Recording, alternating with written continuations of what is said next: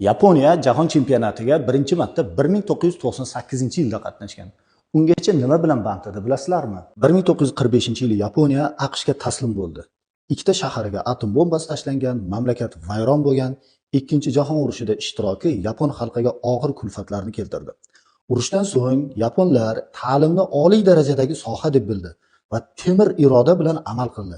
Yarim vayrona binolarda yoki ko'chada darslar davom etdi. Bu bolalarning uyi yo'q, ba'zilarining ota-onasi halok bo'lgan, lekin ilm olishdan to'xtamadi. Mana shu bolalar Yaponiyani dunyoning eng ilg'or, rivojlangan, taraqqiy etgan davlatiga aylantirdi. Urushda mag'lub bo'lgan yaponlar g'oliblardan 100-200 yil oldinga o'tib ketdi. Xalq ham, hukumat ham xalqaro chempionatlar, konsertlar, festivallar va boshqa o'yin kulgular bilan o'ralashib o'tirmadi. Ta'limga tish tirnog'i bilan yopishdi.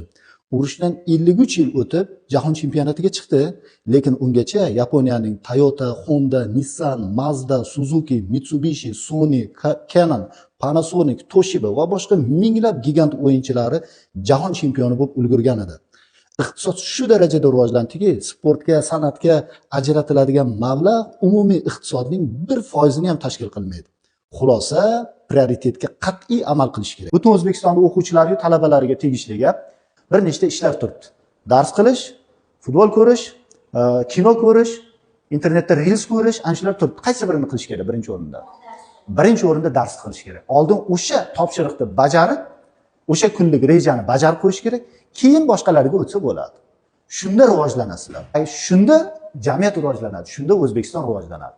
Agar dars chekiga surildida, o'yin kulgulardan band bo'ladigan bo'lsa, bo'ldi, u kosasi oqarmaydi bular. Har doim birinchi o'ringa darsni qo'yinglar.